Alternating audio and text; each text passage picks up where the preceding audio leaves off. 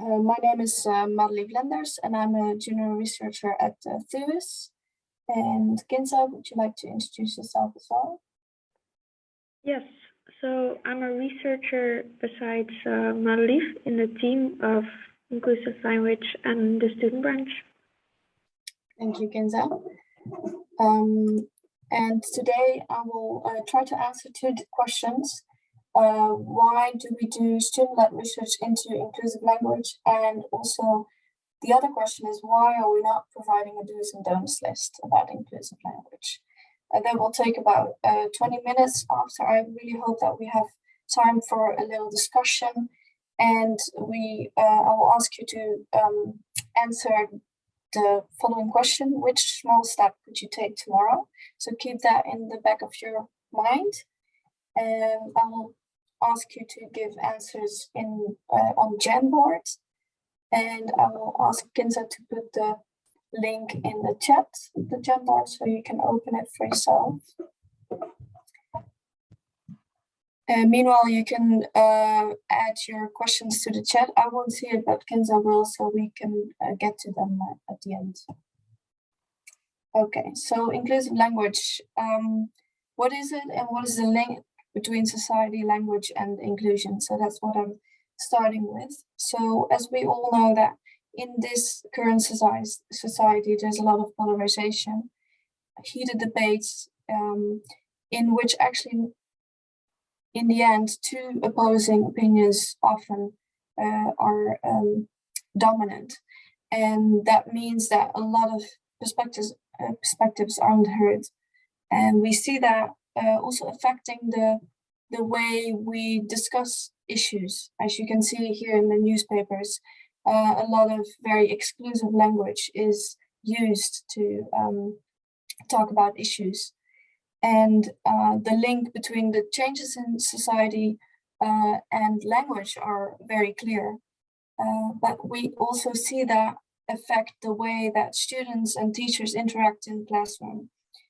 Unfortunately, that means that we have a lot of students coming to us with complaints about exclusive language and sharing their experiences. And as society has an impact on language, and thus what we discuss in the classroom, we could also take it the other way around. That means that if we change our language, we could also impact society. So this is a slogan of THUAS, that is, let's change. So that's what we do from a language perspective at THUAS in this project. As a student said to us, do not make us feel small just by the words you use. So there's a very strong urge and need of students to be seen and heard when it comes to inclusive and especially exclusive language. So then we set up this project, Inclusive Language, which has a clear aim, that's developing a new dynamic pedagogical language, which contributes to an inclusive learning environment, because the link between language and inclusion is very clear. And it's based on student-led research into inclusive language. So we'll dive into that further.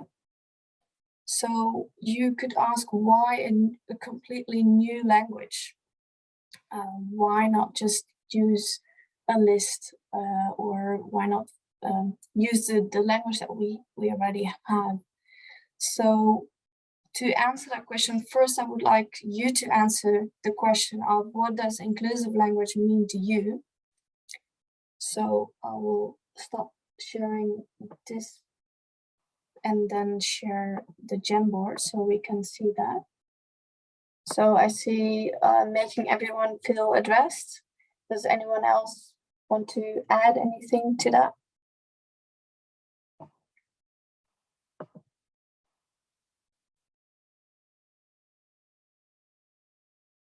Okay, I see finding a common understanding. Yes, thank you. Okay, for now I will, I see using our words to create a space. that all can participate in and all feel safe to do so, a space that they recognize themselves in. Thank you for that. It's a very beautiful addition. As you can see, we have all very different connotations with inclusive language, but it all comes to all feeling welcome and creating a space for that. I'll now stop sharing my screen. I know not everyone has put a comment there, but I need to go on as well. So, but please, if you feel free, you can always add something later. I'll share my presentation with you. Yes, okay.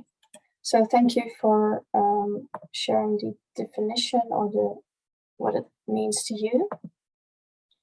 Based on the student lab discussions that we hosted at THUAS, we came to the following definition. I'll read it to you. Inclusive language is language that does not exclude, but actively and explicitly includes everyone and everything. And this, for us, actually gives a lot of room to include all the different themes that are actually coming together when it comes to inclusive language. When you would go to the internet, look up articles about inclusive language, there might be a big bias towards like gender neutral language. So we really would like to share that inclusive language is more than that. So I will share what we did. That's why student-led research is so important, that every time we talk to students with students, or our students talk with students, we find new perspectives and new voices that we otherwise wouldn't hear.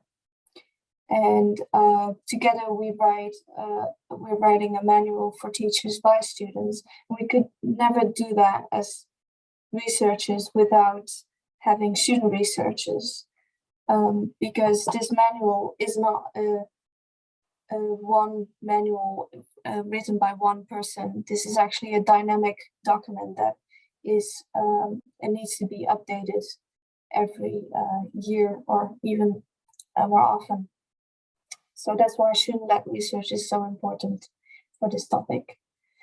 In this manual, we stick to principles because these principles guide us in finding out what inclusive language is about. And the first principle I'll share with you is inclusive language holds space for the other to shape their own identity and to tell their own story. So this is really about including and listening, as Aminata also told us about, listening actively. That means that not just hearing and writing it down somewhere or sharing it somewhere, but actually giving the other some room to be that person or be the story.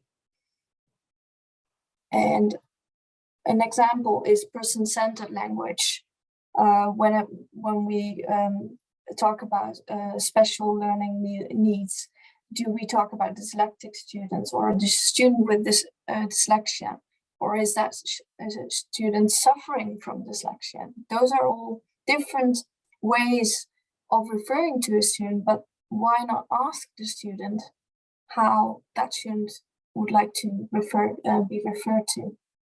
And if that's not possible, in a lot of big cases, we don't have person-to-person contact, especially online, then we should start the conversation about that and invite students to have a say in how we refer to them. Or, for example, when it comes to gender, use gender-neutral language.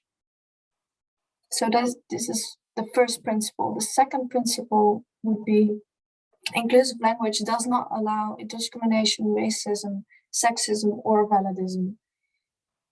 And this shows that it's a very broad term, and I give a couple of examples here, but this should not be taken as the whole representation of the wider variety of examples.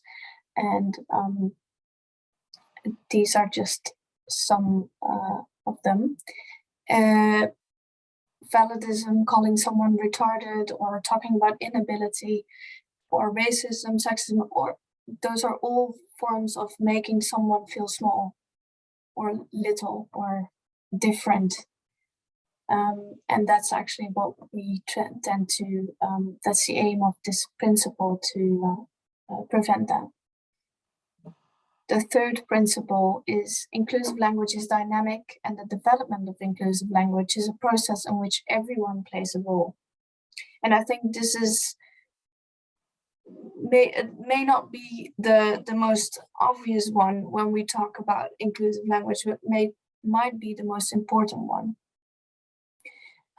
Because it's easy to think about inclusive language as a do's and don'ts list, something that you just follow and just apply, and then you're done. But there is some work, as Aminata also said, there's some work that every one of us should do, and taking up that responsibility is a process. And this principle really guides us in setting up trainings for teachers, and to actually help them through this process as well. What we found in our research is that there is a sort of a tension between the needs of teachers and students. So teachers talk about a need for a tool to use the right words. So please tell me what to say. I have a student who has a visual impairment, or another background that the teacher doesn't really know how to refer to, and really wants to know how to do that. Whereas the students that we talk to actually expect a bit more, not just the right words, but also the conversation and intervention in class. That means that it's not only the task to dive into what the do's and don'ts are, but it's more than that, just starting a conversation. And teachers, what we think are talking from a fear of making mistakes, and would like to have instant impact, whereas students don't even expect teachers to be flawless, because they also see a person who's trying to learn and to practice. And this is a very interesting tension to work with, because it makes it way more difficult to tackle this, whereas providing a list would be very easy. Kinza, can I give you the floor? Yes, thank you, by the way, you did amazingly. So, as you can see, the quote, which was initially there because I might not have been here, but I've had situations in which teachers pretty much felt the need to address something, so to have a conversation during an intercultural communication class in which they'd use examples, but then a conflict would occur, and instead of taking the opportunity to find a solution, they would divert and basically just avoid that. And I feel like we're trying to create a space to allow for conversation to happen by being there, like actively being present during these conversations, by hosting workshops and discussions with teachers alongside them. And I've had teachers tell me, as you can read, there is that the experiences I've had are imbalanced, or they're very isolated. Well, in actuality, they're quite common. It's just that people do not speak up, which is a result of the fact that it's often invalidated and people are often not listened to when they open up. So, of course, I'm working on allowing other people to reach out to us. And by creating a space in this specific office I'm sitting in right now, for example, where people come in and they share stories with us because they know they're student-led research, meaning they have a gateway into the teachers' minds and the teachers' classes and their curriculums, because they know that we'll be working with them. And I've said this a few times today already now. I feel like we're bridging the gap as student researchers because we're both. A lot of the students here, for example, are. And I think that covers it. Madelief, if I'm missing anything, please let me know. Thank you very much for your story and sharing it. Due to the time constraints, I'll get to the next.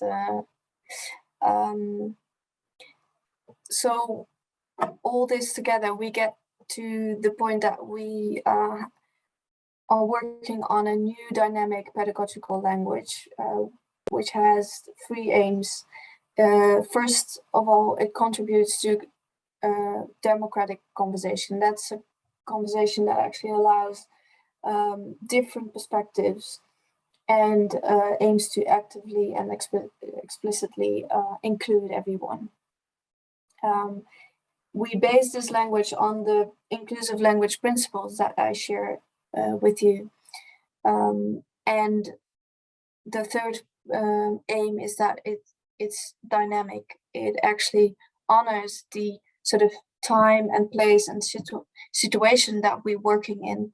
We're very aware that this is our story at THUAS, and I'm really curious, but also I'm really want to share that with you as well, that you have your own story, you have your own situation, your own students, your own experiences. So that's actually the message I would like to get across, that it's very interesting to dive into that story. It might not always be easy, but this is the story that we can share with you. And I'll just quickly say something about the current project. So we're working on a manual for teachers. It's a co-writing project, and we're actually investigating the role of the teacher. We do that with student debates, in which we test the inclusive language principles and find out what the moderator actually can do in student debates when exclusive language is used.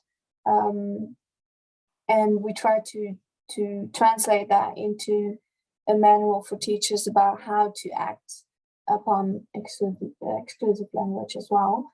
In the future, we really would like to work on a team intervention among teachers, because we now focus on student-teacher relation, but there's also a lot to say about how teachers interact and how much is not said among teachers.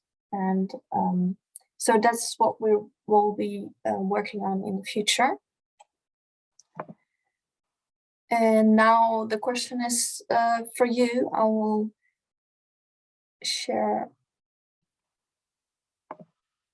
the board with you.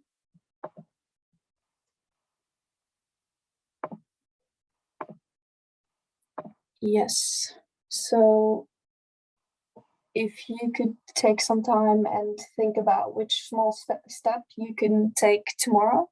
If there's anyone who has a question, meanwhile, please let us know and take your time to ask. Who would like to say something about their ideas or have a question?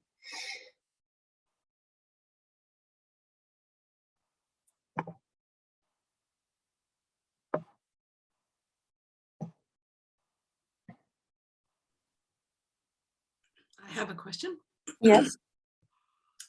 Have you written any of this up? Because I would be really interested in seeing some more, and I could imagine students at our university doing this also. And if you've written up what you've done, it would be great to be able to share it with some others here. I'm sure they'd come up with the same results, but of course, you know that if someone does it at their own university, it has bigger impact. Yes, yes, yes. Yes, for sure. We are actually working on a article about this process. So it's also a process in which we really aim to include students and also in writing the article about it. But meanwhile, we also would like to focus on a publication for other institutions. But you can always get in contact with us. We are really willing to cooperate and share experiences. So yes, please do that. Great, thank you.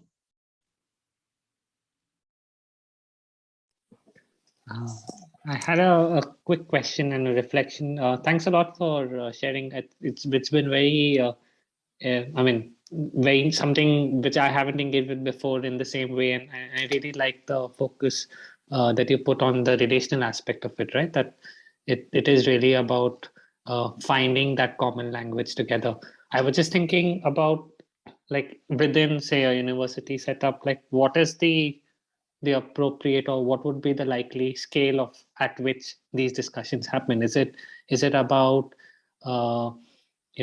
having these engagements and developing this common language, say at the level of the classroom, individual, so maybe spending time at the start of a course, coming out with, okay, how do we engage with each other? Or is it an institute wide kind of discussion? How would you see that? I don't know if I'm very clear. Yes, Sorry. yeah, I get what you mean. Kinza, if you feel like answering, then you should.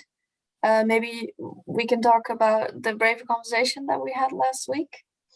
Yeah, sure. So Madelief and I recently did this specific presentation in a different space, which was a Brave Conversations event, which is a panel discussion, and this was the third one. And they hosted within the university. It's live streamed, recorded. And this is a conversation in which teachers are involved, any staff member at all is involved, as well as students. So this gives us the opportunity to share stories on behalf of students and teachers and any staff member. And we chose the topic of inclusive language, and we got the opportunity to share the stories as well as the handreiking, so like the guide that we created. And I feel like it's a university-wide thing right now, but we are basically addressing it per faculty. As of right now, we're looking at the social work faculty as well as international public management course, just because that's our scope as of right now. We'll of course be expanding it over time, but we want to address it in a way that we're able to focus and like actively make change before we move on to the other, or else it will become too chaotic and we're only one team, and we do want to dedicate our time in an effective way. Thanks very much. Yes. If I can add something to that, as Kinza said, we will do we'll start a conversation institute-wide, but also going team by team, because we really want to be there when the manual is used, because we really want to guide people to use it. Otherwise it will be maybe like 1 week of being trending and then it's gone in some drawer. So that's why I really want to invest in a team, and then maybe via sort of a snowball method, create ambassadors who will do the work in the end themselves. So then, to create awareness from a like sort of a bottom-up strategy. Is that an answer? Yes, thanks. Okay, good, thank you. And thank you for sharing your first steps. I see strike up a conversation with someone I otherwise wouldn't have. That's a beautiful comment. And talk, debate less, listen, engage more.